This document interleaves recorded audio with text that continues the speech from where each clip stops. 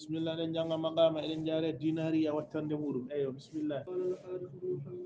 قال الحارث بن حمام حارث بن حمام وي فناجاني قندن ديرام قلبي بردام بأنه وند أودو أبو زيد فأبو زيد وندو وأن تعارجه وند لكن قول مكو لكيد فهو هدو يمي فاستعدتهم بمومي أرتغاي دكتتني مومي بمومي أرغاي وقلت لهم بمومي قد ورفت عندام وشيك إن ينجمانا فاستقم فوش في مشيك يا دمانا فقال وي إن كنت ابن همام ويستيك أمون في همام فحييت أهوف نراما بإكرام تدنغل وحييت أوري حييت بين كرام هكون تدوب فقلت بمومي أنا الحارس من تقوني حارس فكيف حالك هل نبدد والحوادث كسي أدنى فقال وي أتقلب من ويد في الحالين الهادي جديد بؤس شدال ورخاء النوية وأنقلب من فرلتو ما أرضي هين أكون كنيلي دي زعزعين هند بيبور ورخاء أمويور فقلت بمومي كيف ادعيت هون نجي توريدا الغزال اللجري وما مثلك وناني هون مال من هزل أون غاجو تود فاستشر سودي بسره بلوت مكو الذي كان تجلى فين نودو ثم أنشد رفتو يمي حين ولا سانا دورون كتي تعارجت يمي لأكنيما لا رغبة ولا رير دقول في العرج اللجر ولكن كونون لأقرأ قبل ما مدود باب الفرج دمال يول دين وألقى وألقي ميرلو حبلي بقولم على غربي دو بلبام وأسلك منات مسلك ناترقل من قد مرج أون جلد فإن لانت فإلا من القوم سئين ببليغم قلت مبيا أعذروا جبنيكم غنتو فليس على أعرج على إلا جو من هرج بالله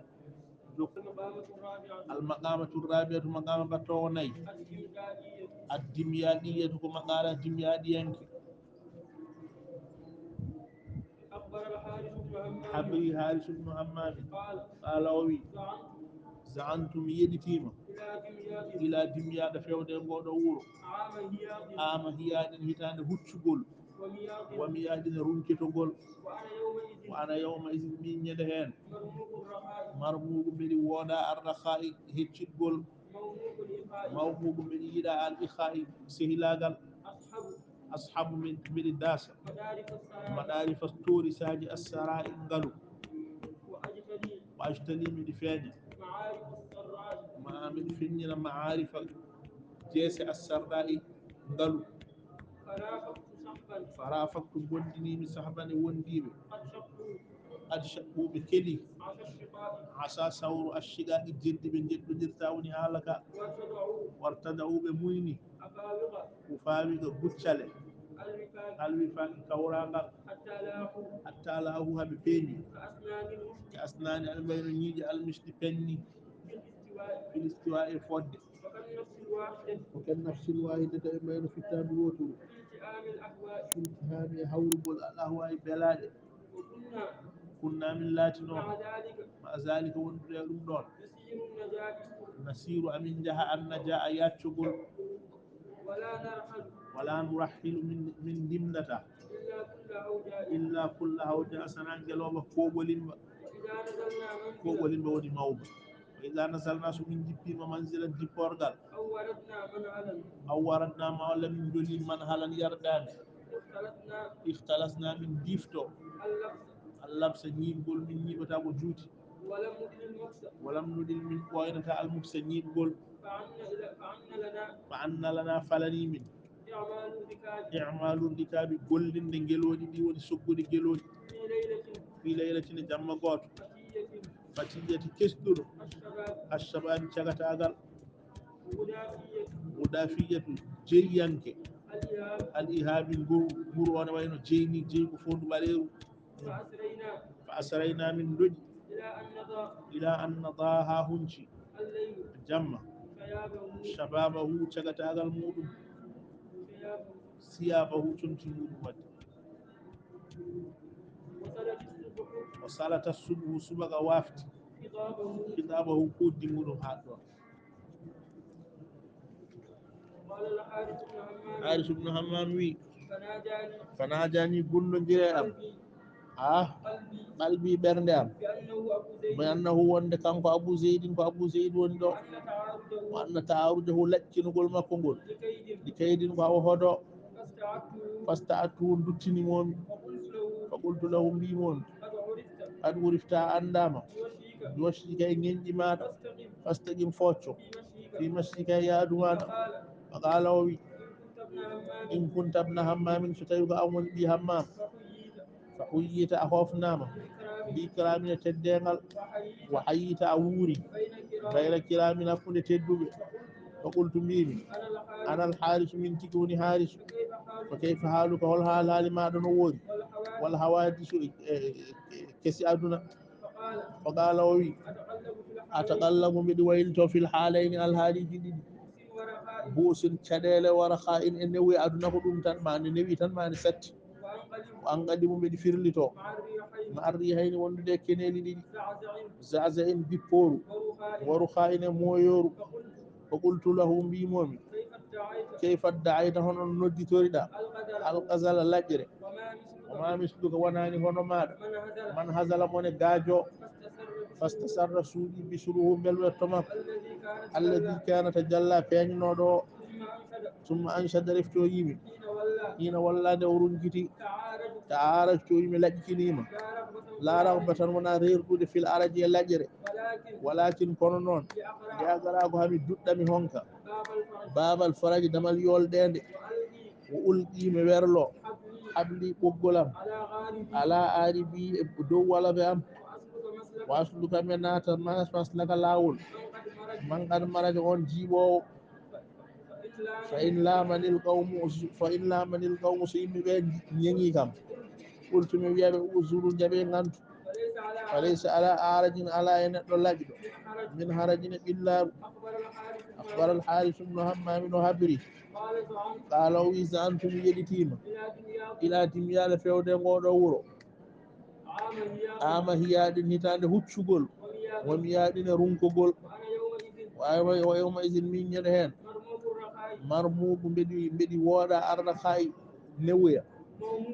mawmugu mbeɗi yiiɗa al ikha cehilagal ashabu mbeɗi daasa maɗarifa tori saji assarra yajede ko ajtali mbeɗi hunca ma'arifa jeese assarra'i sarra'i din assarra'i ngalu farafaqtu gondinimi sahban wondiɓe musidɓe qad shaquɓe keli asa sawru ashigaki jeddodiral wartadawɓe muyni afawiqe guccale alwifaqi kawrangal hatta lahu haɓe peeñi ke asnani en mbayno ñiiƴe almisɗi peñni filistiwa e fotogol وكان نفس الواحدة ما ينفتان ووتر في التئام هورد الأهواء بلاد وكنا من لا تنوم مع ذلك ونريد نور نسير أمن جهة النجايات شغل ولا نرحل من شقته إلا كل هوجا سنا كلا كوولين وإذا نزلنا من جيب في منزل جيب بورغال أو وردنا ما ولا من جولي من هلا يردان اختلسنا من ديفتو اللبس نيبغول ولم ندير من جونتا اللبس بويغول فأن لنا جولاني من إعمال غولين دي هون سوغود أرضي كابي جلود في ليلة جمع غوتو فتية كسدود الشباب تغتاغل ودافية جيانك الإهاب مبورو فأسرينا من دجي إلى أن نضل الليلها جمع هونشي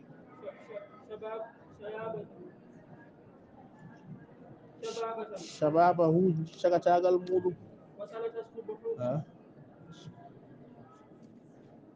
shababahu shababahu ma walla shayabahu ɓaleri muɗum ɓaleri muɗum aha salata subu subaka wafti hidabahu fuddi muɗum haris ibnu hammam wi fanajani qalbi ɓernam gonnodiream bi annahu wonde kanko abou zeydin ko abou zeyd anna tarujahu laƴƴitinugol makko nde kaydin ko gam hoɗo fastaattuhu dunkitini momi mbimomi yo artu duttinimomi o qultu lahu mbimomi qad urifta andama mi ossika e ŋeñƴi maɗa istaqim focco e yaadu maɗa o qala o wi in kunta ibna hammamin so tawi ka ɓi hammam a huƴƴita a hofnirama bi kiramin e teddugal o hayyita a wuuri bayna kiramin hakkude tedduɓe o qultu lahu mbimomi an alharisu min tigi woni harisu hono goruɗa e caɗele aduna o wi mbeɗi wayloɓo hakkude alhaaliji ɗiɗi caɗele e newuya mbeɗi waylo e keneli ɗiɗi bipporu e moyoru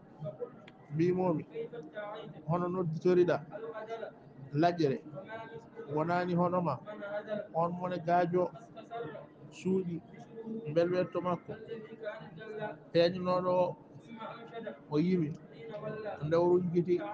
mi laƴcinimo wona rerɗude e laƴƴere gono noon ko belamami honku damal yolɗede mi werlo ɓoggulam e dow balamam mi naata natirgal on jiiɓowo so yimɓeɓe peeligam mi wiya jaɓe kam gantu ala e dow laƴowo min harajine ɓillare haris ibnu hammam habiri o wi mi yeɗitima fewde e ngoɗo wuuro ha mo hitande huccugol e rumkitugol min ñande hen mbeɗi wooɗa ngaalu mbeɗi yooɗi cehi musidɗagal mbeɗi daasa torisaji assara e ngaalu wajtani mbeɗi hunca jeese assarra e yajede gondinimi e musidɓe ɓe keli sawru jeddi ɓe muyni guccalle woni endi alwifaqi kawragal haɓe peeñi haɓe mayno ñiiƴe almisɗe peñni e fotugol haɓe mbayno fittadu wotoro e hawrugol ala hawa e belade min laatinoma wondude e ɗum ɗon amin jaaha yaccugol min coggata sana kala koɓolimba somin jippima manzilan jipporde ma walla min joli e yardade min difto allabsa ñiɓgol min jutnata ñiɓgol jolani min soggude gueloɗi goto e jammaji kesɗuɗo cagatagal ɓawluɗo al ihabi nguru ɓawluɗo nguru woni jeyyanke nguru